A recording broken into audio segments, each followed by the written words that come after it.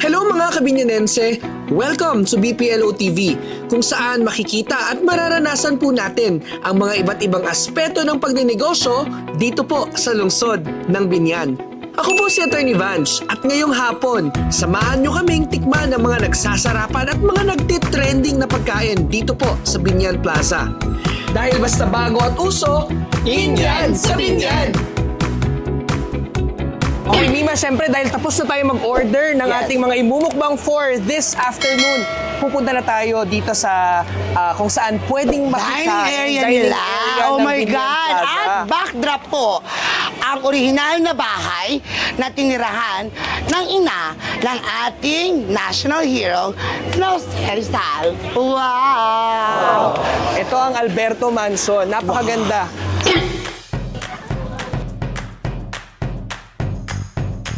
Sino yung kasama mo? Si attorney kasama mo. Hello, attorney. Okay. Oh my God! Oh my God! Hindi ka ba kumakain, attorney? Hello po. Okay, Mima, dahil tapos na tayo sa pagkuha. Actually, konti pa nga ata itong na-order mo.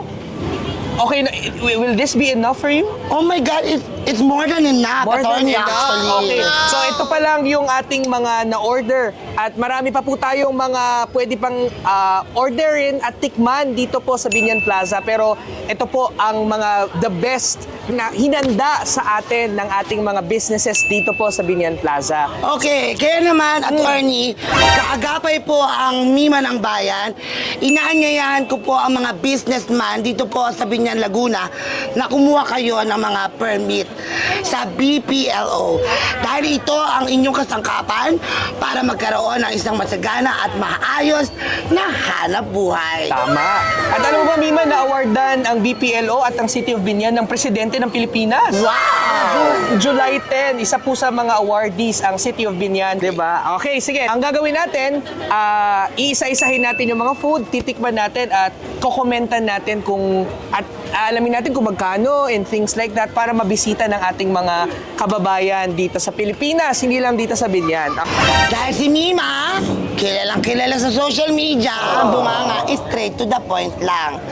Kung masarap ka, gigradean kita na masarap. Pero kung hindi masarap, hindi naman po ako magsasalita. There are room for improvements. Papay's Sisig. Magkano po ito? 145 po. 145. Oh. Pa. Good for 3 or 4 person. Oo, parang good for 5 na ata to. May sige, hahaluin ko. Wow, I love you po, ma'am. Mapapapapapapapay kakaya. Yo. 100% legit patok. Pasok sa akin. Doon ka na. Ang sarap. Ang crispy. Masarap. I love you po. Thank you, Parang masarap. chicharon, no? Diba? Ang sarap. Yung crispiness, noong andun pa rin kahit may mga nahalo na. Yung timpla, tamang-tama. Napapulutan, mapaulam, the best. Papay, sisig. Pengi ako isang kawali, mamaya. I love you. Tapos ng rice, ha? Patok, right? Patok, mangas, Sarap. puke. So dahil masarap ang sisig, syempre masarap din. Okay, sa mga gusto pong Magkakamay na ma-promote po ako. araw-araw sa live ko, sa aking tambayan ng Mima ng Bayan, mag-usap tayo. Sarap. Ang sarap ng sauce. Ayun, sauce, hindi kakamayin ko na to, ha? Oo, kami na. Eto po. Papay Sisig House. Sarap. Wala akong masabi, the best na, pasok. Doon na yun, ang galing, ang sarap. Okay, dahil nakauna na tayo, ang ating yeah. sunod na titikman, Mima, ay ang Nelias Arroscal. Tandaan mo, attorney, pasok na pasok sa akin yung pasok sa panlasa natin, Tumaas ang standards mo. Oh my God, ang taas ng standard ko. Dati taga-kali na, may standard na ngayon. Would you mind? Oh, ikaw muna. This is it. Kainit.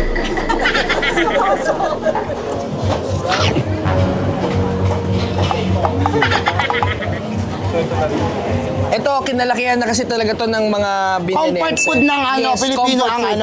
kondi. Sarap. Okay. Dahil sa pagkain ng Pinoy talaga, ang lugaw, at marami pong klase ng lugaw sa iba't ibang lugar ng Pilipinas, maaari maaaring ito ang panlasa ng mga taga-Binyan. Tama. At iba ang panlasa ko bilang isang Bulakenyo. If I were to grade this, 10 is the highest, I will give this 8.5. Gagaya ng sinabi ni Mima, yan ang kagandahan ng mga arroz caldo at pospas dito sa Binyan. Iba ang lasa talaga. Oo, iba-iba We po can kasi ang lasa. definitely distinguish yung ang pospas ng Binyan o ang arroz caldo ng Binyan. So, I have nothing still, against with this very lugaw. High po ang grade ng 8.5. Oh, 8.5. Still very good. Okay, next. Okay, syempre natikman na natin ang Nelias Arroz Nelias. Caldo. Titikman Ito naman natin ang Tony's Goto and Arroz Caldo. Okay, this is their Since 1940. Since 1940 daw. Okay. Okay, let's try the original Tony's Goto and Arroz Caldo. presentation. Okay, now let's see the taste.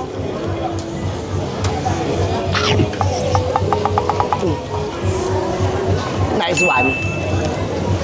Not that perfect, but I'll grade this 9. Parang first time ko atang tumikim ng Tony's.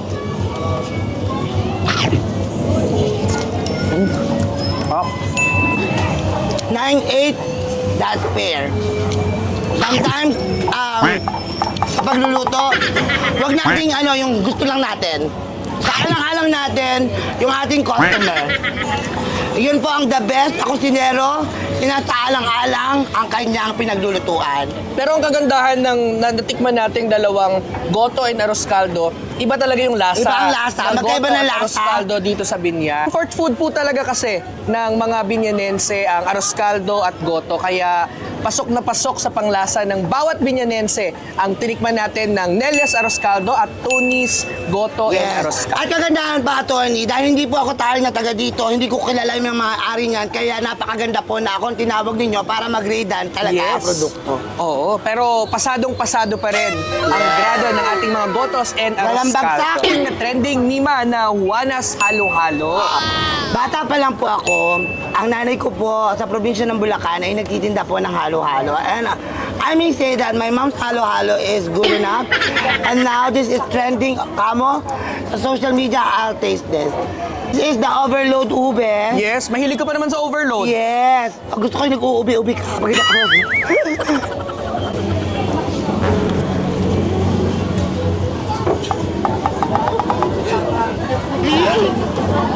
Creamy. Sarap, no? Yeah. At alam mo ba, alam ko, homemade lahat ng mga ingredients ng Juanas. Gatas ang pinaka-special sa Juanas kasi ito ang kanilang sariling recipe. Ano, sarap? My God! Paborito to ng ating Congresswoman Len Alonte. Wow! Hello po, shoutout po, Congresswoman Len Alonte. Baka naman, would you mind?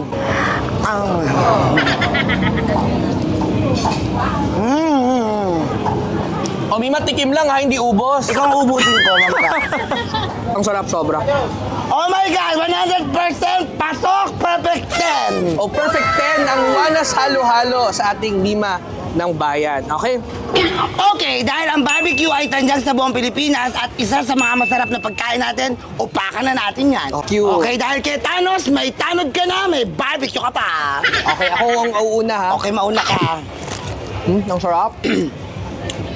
Mahilig kasi ako sa matamis na barbecue ha. Ang lambot. Wala pang sauce to ha. Good! Wala pa ng sauce. Ito na yung sauce. Okay po, perfect 10, may manambaya. 10. Okay. Ano? Ang sarap. Ano sa ngalan nito? Magnum daw, Magnum. Uy, mahal ang Magnum ha. Si Magnum na asawa ni Aling Magnum. Magkano to? Hindi ganun. 139. May Magnum na tunay, siyang tunay. Sulit. At stiko to, di ba? Sarap. And first time ko matikman to ha. I am a fan of Knickerbocker. Diba? Thank you. Oh, proven Magnum, masarap na tsokolate. So dahil mga matatamis, ako na lang titikim ng Oo. matatamis. Ay, Knickerbocker, pick a peck of pickled pepper. Well, sa Knickerbocker, pick.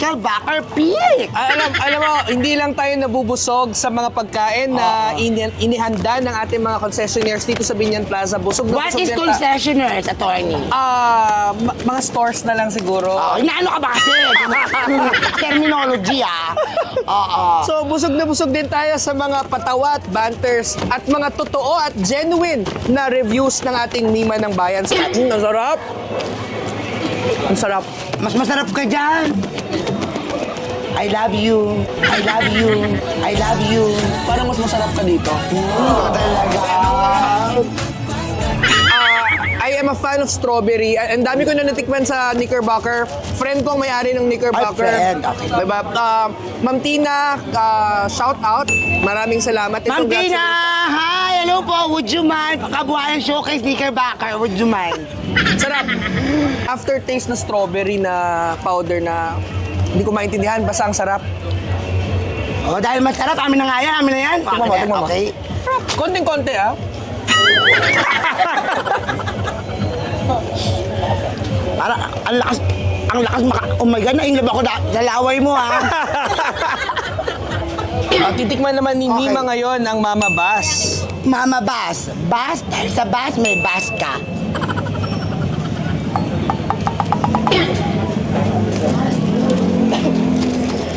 Typical siomay maid. Sige, titikman natin yan. Dalawang ano pala? Dalawang flavor. Maanghang. Ano yung...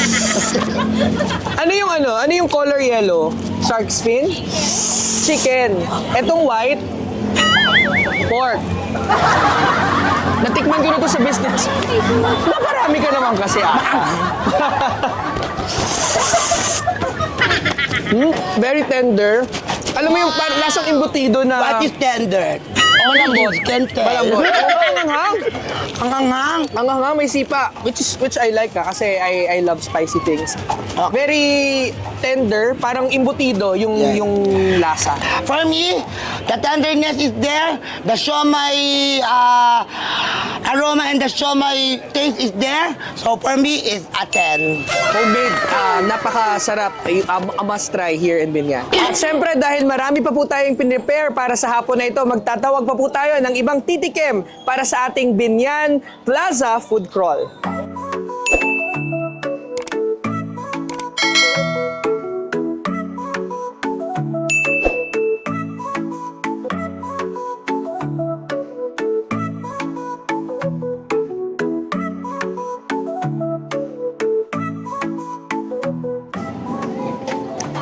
Sarap.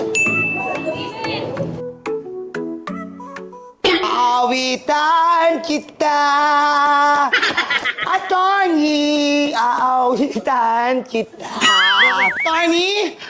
Pasok. Okay. At syempre, pagkatapos nating kumain, Mima, how are you?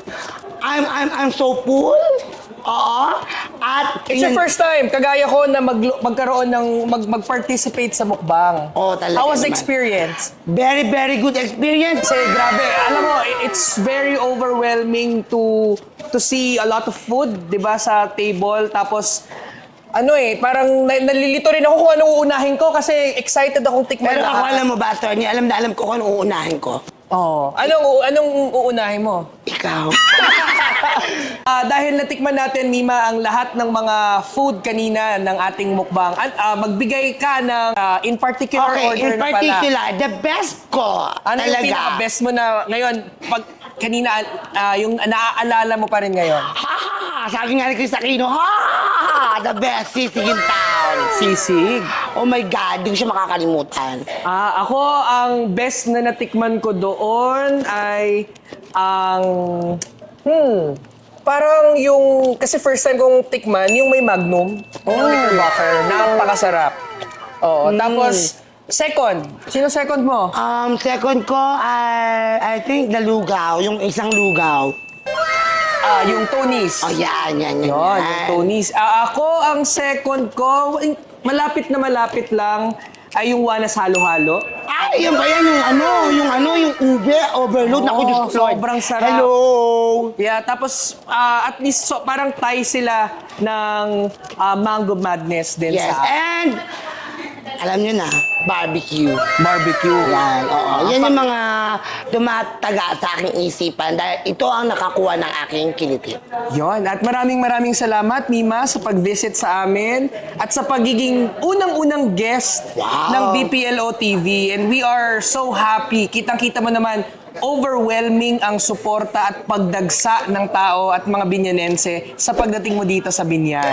And it is my honor to attorney for me to be here on BPLO TV because permit, licensing is very important to us. Why?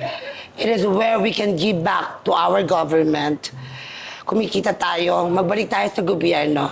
We have to possess license for you to be able to become a legit and successful businessman someday. Dahil sa BPLO niyan, uunahin ang may lisensya. Very well said. At alam mo, Mima, isa sa mga pinakamagandang programa ng ating lungsod sa mga maliliit na negosyo na meron pong kapital na 100,000 pababa, 1,000 na lang ang babayaran nila for the entire year na yun. Oh my goodness! So, I would love to say thank you from the bottom of my heart to the pamunuang lungsod ng Binyan, Laguna, the mayors, Mayor Arman, Mayor Arman, Vice Mayor, and all the city councilors, and especially the officer in charge of the BPLO attorney. I love you from the bottom of my Thank heart. you. Thank you, Mima. At maraming salamat po sa ating Mayor Arman de Maguila, Vice Jel Alonte, at Congresswoman Len Alonte sa pagtulong at sa pagsuporta sa ating Business Permits and Licensing Office at sa lahat po ng mga negosyo dito sa ating lungsod ng Binyan. This has been the first and the premiere episode na sobrang kagulo agad, di ba? And we are excited Yes. to feature more businesses para po ipakita sa bawat isang Binyanense. And I think dito may nabuo ang bagong love team ng taon. Attorney meets Mima. Sabi na yan. Maraming salamat po at ito po muli ang BPLO TV. Basta bago at uso, inyan sa Binyan.